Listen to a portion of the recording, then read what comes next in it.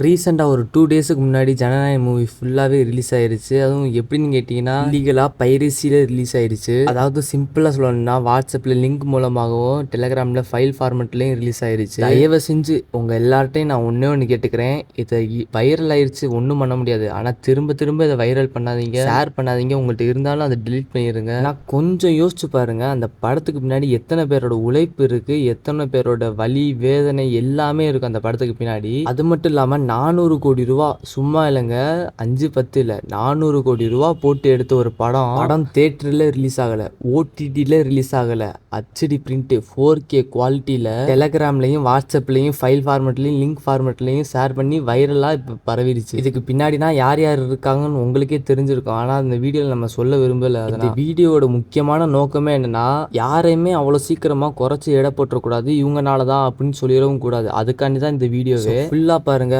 மறக்காம நம்ம சேனலை புதுசாக பார்க்குறீங்கன்னா சப்ஸ்கிரைப் பண்ணிக்கோங்க, கூட உள்ள பெல் ஐகான் ஆளும் கொடுத்துக்கோங்க. இந்த வீடியோ கீழே கமெண்ட் பாக்ஸில் உங்களோட தாட் என்னன்னு கீழே கமெண்ட் பண்ணுங்க. இந்த வீடியோ ஃபுல்லாக பார்த்துட்டு இந்த வீடியோவில் நான் சொல்ல போகிற விஷயம் உண்மையாக இருந்தா கரெக்டாக இருக்கா என்னன்னு கூட கீழே கமெண்ட்ஸில் கமெண்ட் பண்ணுங்க. இந்த வீடியோ பிடிச்சிருந்தா மட்டும் லைக் பண்ணுங்க. வாங்க வீடியோக்குள்ளே போகலாம்.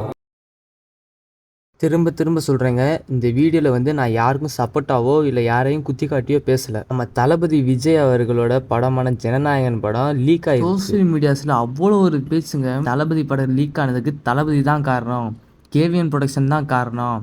எங்க அவர் என்னங்க பண்ண போகிறாரு? அவர் படம் லீக் ஆகுறதுக்கு 400 கோடி ரூபா போட்டு எடுக்கிற ஒரு படத்தை எவனாச்சு அட்லீஸ்ட் இதை ஒரு நினச்சி பாருங்கள். ஒரு 1 லட்ச ரூபாய்க்கு எடுக்கிற ஒரு ஷார்ட் ஃபிலிமை எவனாச்சும் லீக் பண்ணி விடுவாங்களா? இந்த மாதிரி இதை பாருங்கன்னு ஷேர் பண்ணி விடுவாங்களா? எப்படிங்க அவங்க 400 கோடி ரூபா போட்டு எடுத்திருக்காங்க கேவின் ப்ரொடக்ஷனு. அந்த படத்தை எப்படி அவங்களே லீக் பண்ணுவாங்க? திரும்ப திரும்ப சொல்கிறேன், யாரையுமே நான் குத்தி காட்டல, இதுதான் சரி இதுதான் தப்புன்னு சொல்கிறேன். நம்ம சாட்டை துரைமுருகன் அண்ணாவை எல்லாத்துக்குமே தெரியும், சீமான் அவர்கள் கட்சியில் ஒரு மெம்பராக இருக்காங்க. அவங்க நேற்று ஒரு வீடியோ போட்டிருந்தாங்க. அதில் வந்து நான் தப்பு சொல்லலை. அவர் வந்து ஜனநாயகன் படம் ரிலீஸ் ஆனதுக்கு தளபதி விஜய் தான் காரணம், கேவிஎன் ப்ரொடக்ஷன் தான் காரணம். எப்படி அவங்க காரணமாவாங்கன்னு தான் நான் கேட்குறேன். அண்ணன் சாட்டையா அவர்கள் சொல்கிறாரு, தளபதி விஜய் அவர்கள் அரசியலுக்கு வராரு, ஸோ அந்த படம் பொங்கலுக்கு ரிலீஸ் ஆகாமல் போனதுக்கும் தளபதி விஜய் தான் காரணம். இப்போ இந்த படம் ஓடிடியில் ரிலீஸ் ஆகாமல், தியேட்டரில் ரிலீஸ் ஆகாமல், பைரஸில் ரிலீஸ் ஆனதுக்கு தளபதி தான் காரணம். ஏன்னா இந்த படத்தை பார்த்தா தான் தேர்தலுக்கு முன்னாடி, இன்னும் எத்தனை நாள் இருக்குது தேர்தலுக்கு, ஒரு 10 நாள் இருக்குமா, அந்த தேர்தலுக்கு முன்னாடி இந்த படத்தைனா பார்த்தா தான் மக்களுக்கு வந்து மனசில் ஒரு நம்பிக்கை வரும். சரி, இவர் வந்தால் எல்லாத்தையும் மாற்றிடுவார், இவர் வந்தால் எல்லாம் பண்ணிடுவார். இதுக்கு வந்து அவர் ரிலீஸ் பண்ணணும்னு இந்த படத்தை இப்படின்னா இந்த வழியில் ரிலீஸ் பண்ணணும்னு அவசியமே இல்லை. நான் திரும்ப திரும்ப சொல்கிறேன், யாருக்குமே நான் சப்போர்ட்டாக பேசலை. அண்ணன் விஜய்க்கும் சப்போர்ட்டாக பேசலை, அண்ணன் சாட்டை அவர்களுக்கும் நான் சப்போர்ட்டாக பேசலை. எங்கள் தளபதி ஒரு இடத்துக்கு போனாலே அவ்வளோ கூட்டம் கும்மிது, அவர் பேச்சுக்காண்டி எவ்வளோ வெயிட் பண்ணுறாங்க. ஓகேவா, உங்களுக்கே தெரியும், அவர் ஒரு ஸ்பீச் கொடுத்தாருனா எல்லாருமே போய் பார்க்குறாங்க, எல்லாருமே கவனிக்கிறாங்க. இதை விட நிறையா பேர் தளபதி அரசியலுக்குள்ளே வந்ததுக்கப்புறம் தான் நிறைய பேருக்கு அரசியல்னாவே என்னன்னு பார்க்க ஆரம்பித்தாங்க, தேட ஆரம்பித்தாங்க. ஸோ ஒரு ஓட்டுக்கு 2000 3000 கொடுக்குற இந்த காலத்தில் அவர் பேச்சுக்கு அடிமையாகி அவர் கட்சிக்கு சப்போர்ட் பண்ணுறாங்க பார்த்தீங்களா, எவ்வளோ ஒரு மேல் தான். இந்த இடத்துல நான் வந்து டிவிக்கே வந்து சப்போர்ட் பண்ணி பேசலை, ரியாலிட்டியை சொல்கிறேன். அது மட்டும் இல்லாமல் அண்ணன் சாட்டை அவர்கள் வந்து இன்னொரு விஷயம் சொல்லியிருந்தாரு, அந்த படத்தை பார்த்தவங்க சொன்னதா சொல்லியிருந்தாரு. ஒத்துக்கிறேன், நானும் தான் பார்த்தேன். ஏன்னா எவ்வளவோ பேர் பார்த்துட்டாங்க அந்த படத்தை. படம் வந்து லீக் ஆனோன்னே தீயை விட்டு வேகமாக பரவிடுச்சு. படம் லீக் ஆயிடுச்சுன்னு எத்தனையோ பேர் பார்த்துட்டாங்க. அதை பார்த்துட்டு அந்த படத்துக்கு ரிவ்யூ போடுறாங்க, அதை எடுத்து வாட்ஸ்அப் ஸ்டேட்டஸாக வேற வைக்கிறாங்க. அதில் அண்ணன் சாட்டை அவர்கள் என்ன சொல்லியிருந்தாருன்னா, தளபதியோட என்ட்ரி சீனில் வந்து டிவிக்கேன்னு கையில் பச்சை குத்திருந்தாரு அப்படின்னு. ஆமாம், ஒத்துக்கிறேன். அஸ் யூஸ்வல் அவரோட கடைசி படம், அந்த கடைசி படத்தில் வந்து அவர் வந்து அவரோட பொலிட்டிக்கல் ரெஃபரன்ஸை இந்த படத்தில் வச்சுட்டு போயிருக்காரு.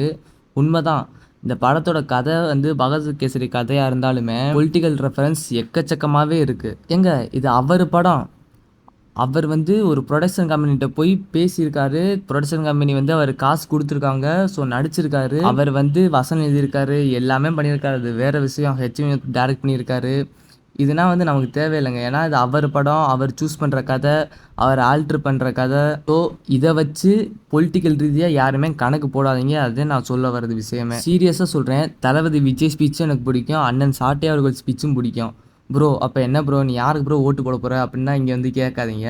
அது வந்து அவங்க இஷ்டம், யாருக்கு வேணால் ஓட்டு போடலாம். இந்த இடத்துல அண்ணன் சாட்டை அவர்கள் வந்து குறிப்பாக தளபதி தான் பண்ணார், அவர் இந்த மாதிரி ரெஃபரன்ஸ் வச்சுருக்காரு.